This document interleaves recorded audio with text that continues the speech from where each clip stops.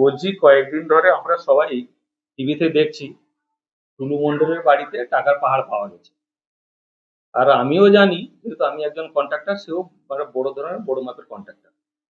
West বেঙ্গলের মধ্যে সব ডিপার্টমেন্টে যত বড় বড় কাজ সে পেত। সে আবার কাজ নিয়ে কি করতো, যে কিছু কিছু ছোট ছোট কন্ট্রাক্টর যারা সাব কন্ট্রাক্টর, ওদেরকে নিয়ে দিত। এই বর্তমানে এখন আমার এই কসবাগলা থেকে পানিপাড়ুর এখানে একটা 9 কোটি 10 কোটি টাকার কাজ বর্তমান রানিং গানি কনস্ট্রাকশন বলে একজন সাব কন্ট্রাক্টর, তাকে দিয়ে রেখেছে।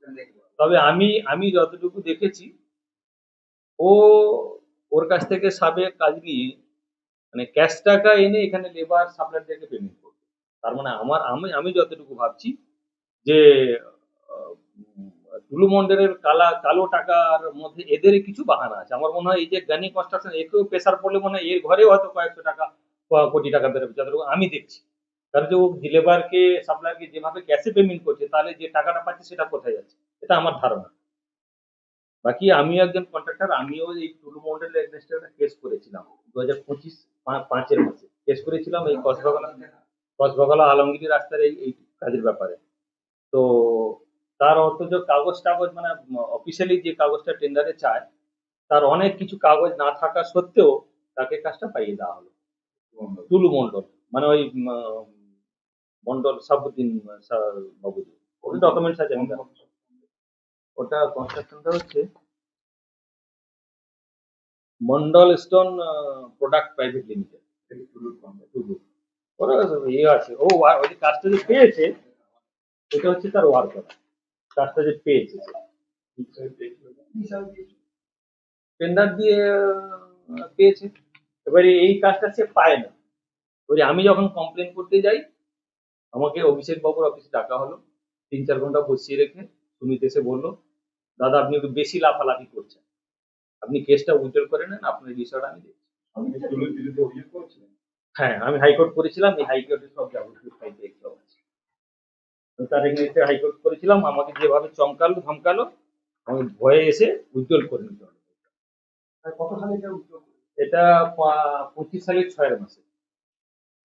যেটা আপনি বললেন যে সুমিত্রা হচ্ছে অভিষেকের দালাল। কি করতো? ওর দালালি করতে এখান থেকে সেখান থেকে টাকা পয়সা তুলে এনে দিত। কাকে দিত সেটা? অভিষেকের অফিসে দিত। আপনাকে টুলু মণ্ডলের সঙ্গে আপনার ওটাকে পাঠানো হয়েছিল। আমি যে কেসটা করেছিলাম, ওর উপর চাপ ছিল, কাজটা আমার প্রাপ্য, যেহেতু কাগজে ও টিকতে পারবে না, আমাকে ওখানে গিয়ে ধমকি যাতে আমি এটা তুলে নিই। বাকি এমনি আমিও আরো কাজ করছি, আমাকে যেভাবে ধমকালো আমি ভয় খেয়ে গেলাম। পুরো সরাসরি যোগাযোগ আছে, ছিল।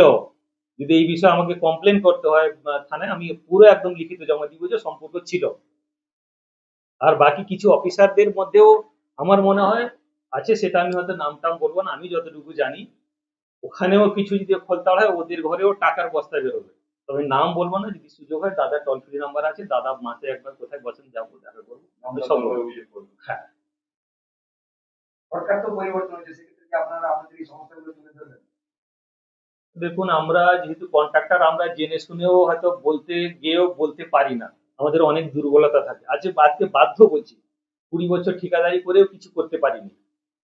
মানে একটা বড় কাজ ধরতে গেলে এরকম মানে বিপদে কোনোদিন আমরা এগোতে পারিনি, এটাই দুঃখ আর কি। না, আমার কোনো সম্পর্ক আমার ছিল না, যোগাযোগও নাই। কোর্টে দেখা হয়েছে, যা হয়েছে বলছে, আমারও লোক গেছে, এরকম বিষয়টা। ওর এগেনস্ট যেহেতু আমি কেসটা করেছিলাম। না, সেরকম কিছু আমরা সেই লেভেলে পৌঁছাতে পারিনি আমরা।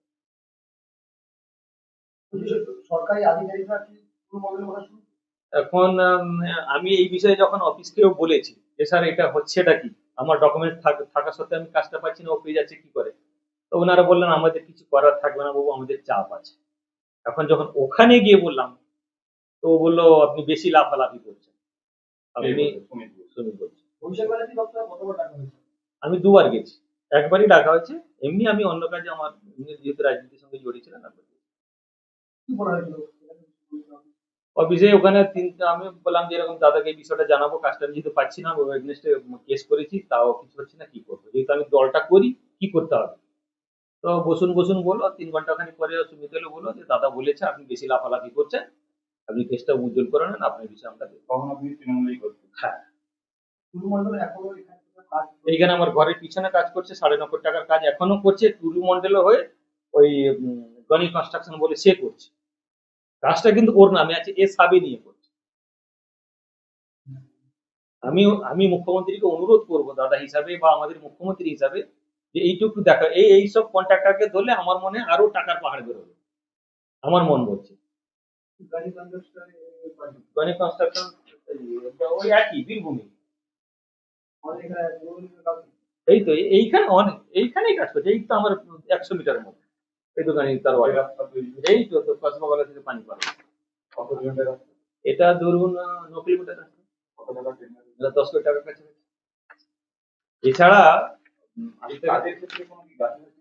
কাজের ক্ষেত্রে গাফলাতি আছে, যদি খুঁড়ে দেখা অনেক গাফলাতি আছে। আমরা যেহেতু একই, আমিও কন্ট্রাক্টর, সেও কন্ট্রাক্টর, আমরা কেউ কারো বলি না।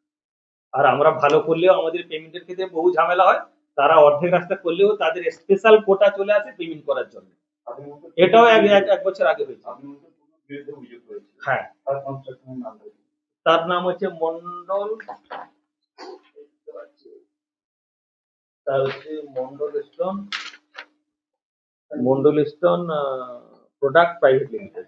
কিন্তু এটা আপনার ক্ষেত্রে করতো না, অন্যান্য কন্ট্রাক্টর যারা কাজ করছে? না, আমি ভুগেছি বলেই বলছি। অন্যান্য কন্ট্রাক্টর কি তাকে এইভাবে হতো, যত বড় বড় কাজ তাকে স্পেশালি দিতে হবে। টুলু মন্ডলকে অন্য কোনোভাবে আপনাকে কোনো ধমক দেওয়া হয়ে যাবে না, আপনারা কখনো জানার চেষ্টা করেছেন যে কি কারণে টুলু মন্ডল কি কাজটা এই যে হ্যাঁ, জানা হয় যে বস্তা বস্তা টাকা নাকি আগেও দিয়ে আসতো অভিষেকের অফিসে, যার জন্য আমরা কোথায় কুটি কুটি লোক আমরা পিছনে পড়ে থাকবো, থোড়ি আমরা ওই লেভেলে আমরা এত টাকা দিতে পারবো না, কাজ পাবো।